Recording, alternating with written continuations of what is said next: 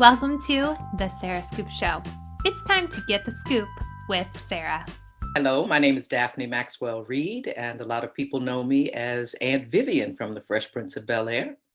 But I'm a Renaissance woman with lots and lots of different gifts.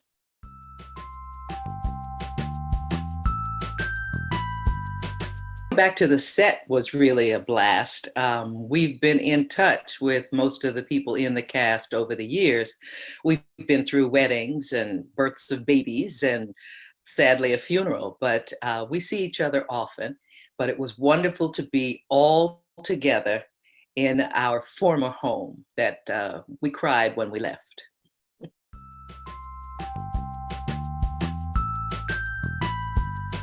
We built an almost set of the living room and a little piece of the kitchen, but that was about it. We had our reunion in the living room.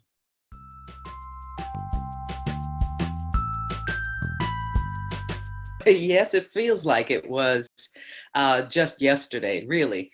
It was a lovely section of time, but it's timeless because it's still running, and we're now showing our show to the third generation of viewers, which is a wonderful, wonderful kudo to a well-written show.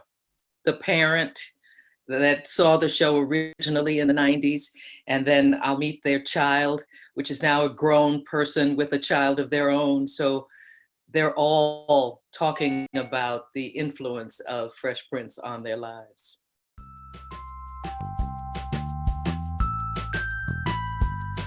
We get together for cast get-togethers, but we sometimes work together in Comic-Cons. We travel together. A couple of us will meet up in a foreign country and we haven't seen each other in probably a year or so, and we catch up, but we stay in touch by phone, and whenever we're in their respective cities, we usually call each other. We are really one of the closest families of television families that I've been a part of.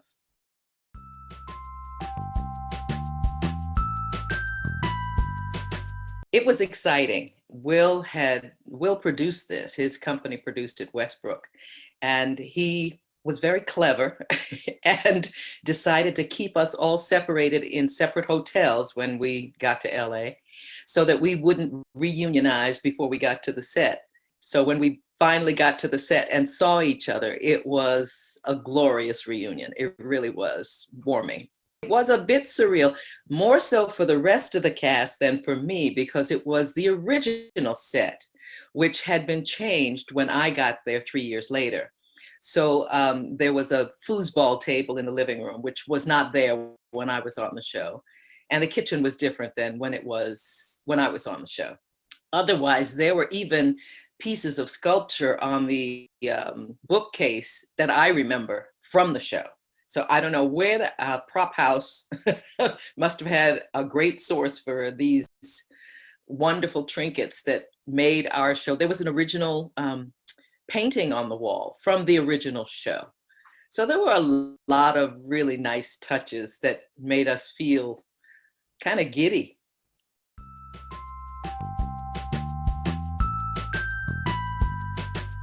What I have and what I gathered while I was there, every year at the last episode, I had a denim jacket that I had everybody sign. So I brought those back with me for remembering and had another jacket that I brought this time and made everybody sign. Will one year, I think our 5th year, gave us the opportunity to design our dressing rooms. He gave us a budget and said, just do whatever you want in your dressing room. So we each had very specific dressing rooms, and I still have some of the stuff from my dressing room. And besides the memories I have of just every time I see those faces, all the memories flood back. It's been a wonderful experience. I'm so honored and blessed to have been part of that cast. So.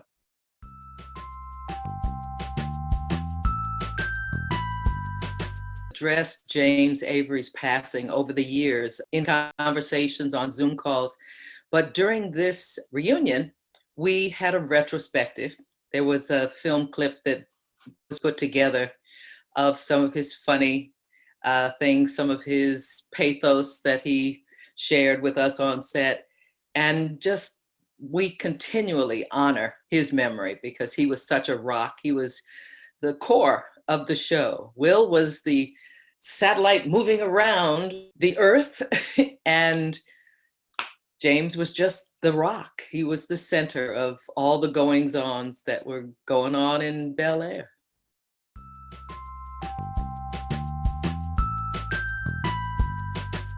The reunion is a single show, and it'll be aired on HBO Max around Thanksgiving.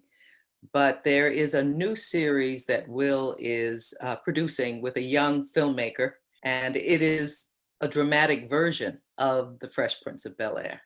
And they'll be announcing that soon. It's going to be on the Peacock Network.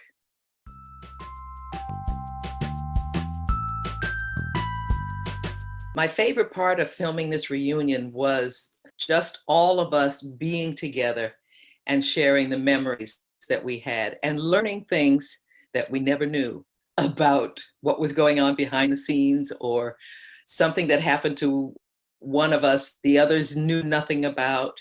We got to talk about our audition process for going on the show. So it was fun to hear those stories from each of us, and some that we had never heard before.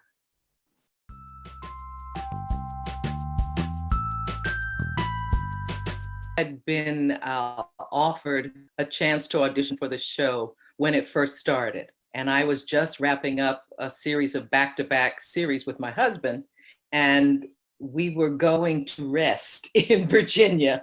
So they said, well, we have an audition for you for a half-hour comedy with a young rapper. And I said, no, thank you very much. And I went off to Virginia. But I turned on the show that fall and saw it. And I said, oh, what a cute show. I guess I missed that opportunity. And then 3 years later, I got a call and they said, we would like you to come and read for the role of Aunt Vivian on The Fresh Prince of Bel Air. And I'm going, I'll be there in a minute. And I got there and had about 2.5 weeks of auditioning to do. I auditioned with every Black female that lives in the United States, I'm sure. But about the third audition, I got to do the scene with James Avery. And I have to say, I fell in love with the man as soon as we started working together. He was just so embracing and warm and wonderful, and our scene went so well, it just clicked. And I guess that's what the network saw, the click, the relationship, the chemistry that the two of us had together.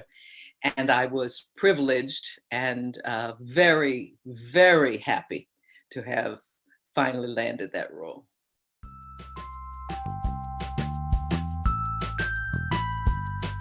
It felt very much like home, and they treated me like I had been there for years.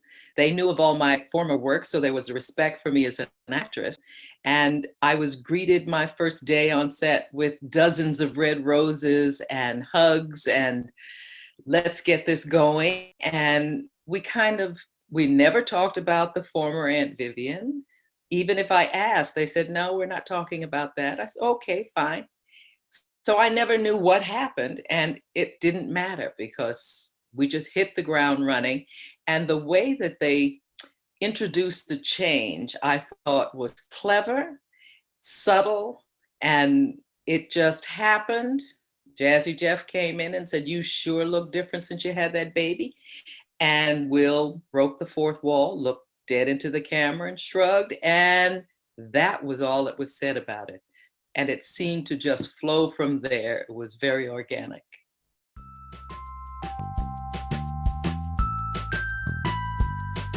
Well, it came as an email, and they never referred to it as a reboot. We never thought we were going back up again. We can't recapture the magic that happened in that context of the 90s.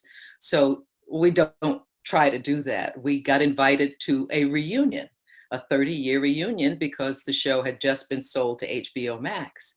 And we said, oh, that'll be a lot of fun. And it was.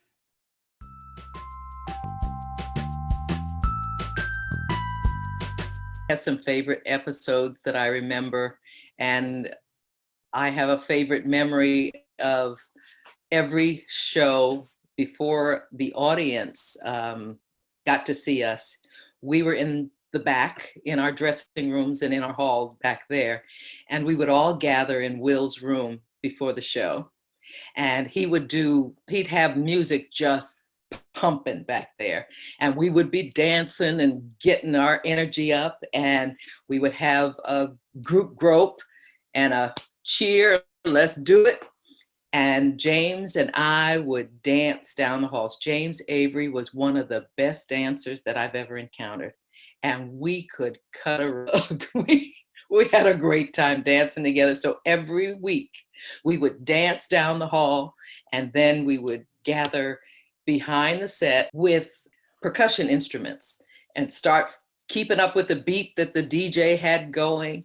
And it was just such a high energy, joyous way to start a show that very fond memories of getting ready to put on a show. I had done live audience shows. I did 2 episodes of WKRP in Cincinnati, but the ones that I did, they shot film style because there was a lot of being off stage that was going on.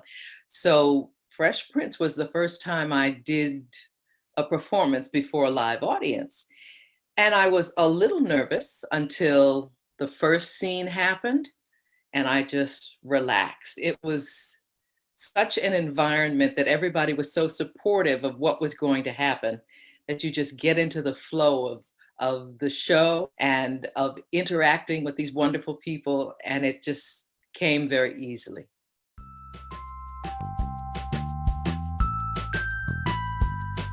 I was cheering right along with him. Tatiana got to go to the show every once in a while, but I was really proud of him. I knew he could do it. He's from Broadway. He's a well-trained dancer and actor.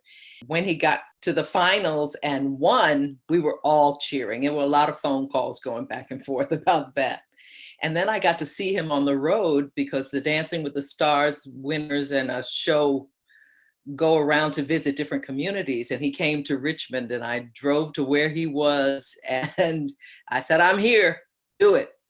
So it was fun to I got to meet his new wife and his son, and we just had a lovely time. It's part of the instances when we got to get together before this reunion.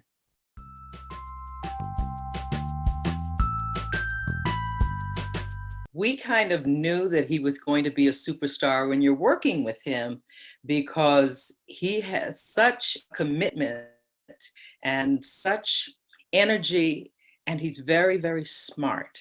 So he's a good businessman, and he knows how to parlay his instance to the future. And he's bloomed so beautifully. I'm proud of him like I would be a son or a nephew. I really am proud of him. He's done well.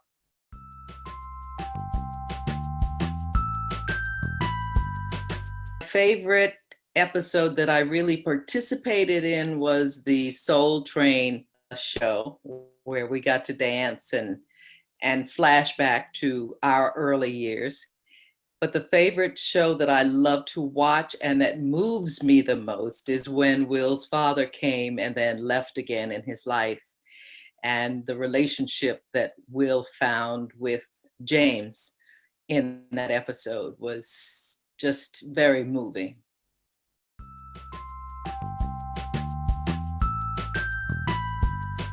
Started sewing when I was about 9 years old, and I've been making my own clothes for years and years and years. About 5 or 6 years ago, my husband asked me to put a line of clothes up for a fashion show that he was using as a fundraiser for his institute. And I made a line of a coat that I had been wearing out of Chinese silk brocade, and I had made myself maybe 5 or 6 of these coats, and every time I wore them out in the street, somebody would stop me and say, where'd you get that? And I said, I made it. And they said, oh, would you make me one? And I would say, no. So he asked me to put this line together for his fashion show. And I did, and sold one off the runway. And I said, maybe I will sell them. So I set up a little shop to sell them online. And when I went to different events, I would cart my coats and people would buy them off the rack that I was carrying. And I decided to do it as a custom business so that I wouldn't be manufacturing coats. They're more of an art project to me. So I make them, I custom make them, and they've been a hit. I've done very well with them. And I did another line of coats called swing coats that are timeless coats that just about any size and shape can wear. And they did well as well. So the pandemic came, and I have lots and lots and lots and lots and lots of end pieces of fabric. I said, well, let me start making some masks, 'cause I'm going to need some. And I went through 3 or 4 different patterns until I found the one I really liked. And then I just started making masks and selling them. And they've been doing very well. I'm not on Etsy, but I have my own website, DaphneMaxwellReid.com. And you can buy the masks from there, or you can just email me. You can see my stuff on Instagram at Miss Daphne 13 or Daphne Reid. Daphne M. Reid, I think, is the second site. But Instagram, I'm always putting up the latest ones that I've made.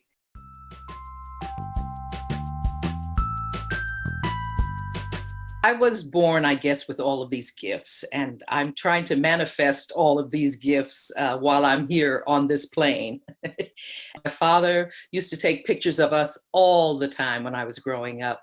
He was an amateur photographer, and so he encouraged us. We each had a camera when I was growing up, and I can say that I have never in my life, since I left home, been without a camera or a sewing machine.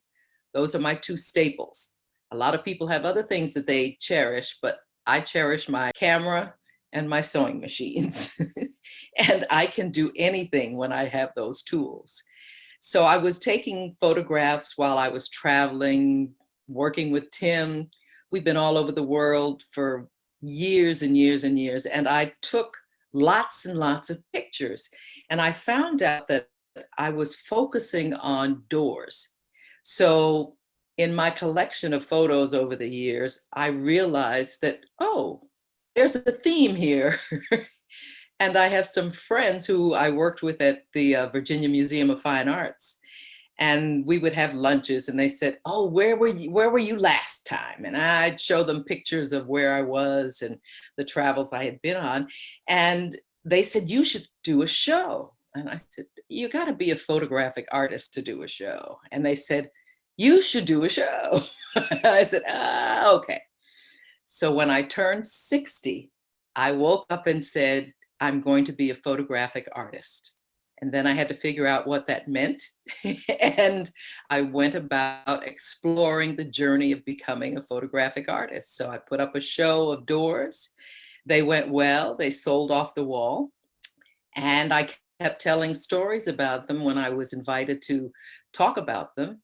And the stories kept getting repetitive. And I said, well, let me write this down. So I created my first book and I published the first book of doors that I did. And then I created another book of doors from a trip to Cuba that I went on a photographic tour. And then I created a book called Belgium and then another one called France. And that was my photographic journey. I did note cards, I did placemats, I did wonderful, wonderful expressions of doors, which I consider a metaphor for life. They just encourage people to look at opportunities or curiosity or adventure. They represent a lot of things in life. So I want people to notice the details on their journey through life, because the details is what makes your life very rich. But I do also do flowers. And this year, there's a floral collection I did as the calendar. I do a calendar every year. And it was flowers this year. It's called Details. And I do very close-ups of flowers and things that really caught my attention. and still encouraging people to look at the details of their life where all the richness lies.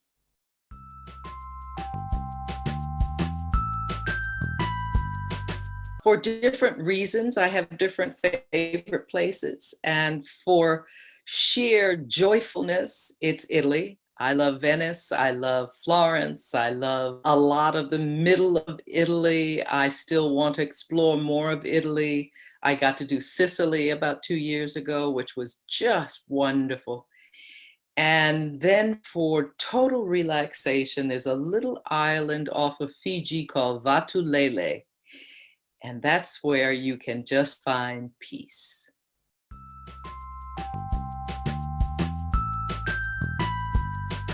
Oh, we met many years ago in the 70s in Chicago. We used to work together doing modeling jobs and commercials and things like that. And he was just another guy I worked with. I was married and he was married to somebody else. And then years later, I moved to California after I had gotten divorced, and he was already there. And he was doing a show called WKRP in Cincinnati, which I had never seen. But one of our Chicago buddies said, "Do you remember Tim Reid?" And I'm going, vaguely. But he said, "Well, I told him you were in town, and he asked me for your number." I said, "I give it to him." And he called me and set up a date. And it was a little 5-minute date because he was on his way somewhere that weekend. And I quickly watched an episode of WKRP so I could at least say I saw the show. And we went out for a drink and it lasted 5 hours. And now in January, it'll be 40 years.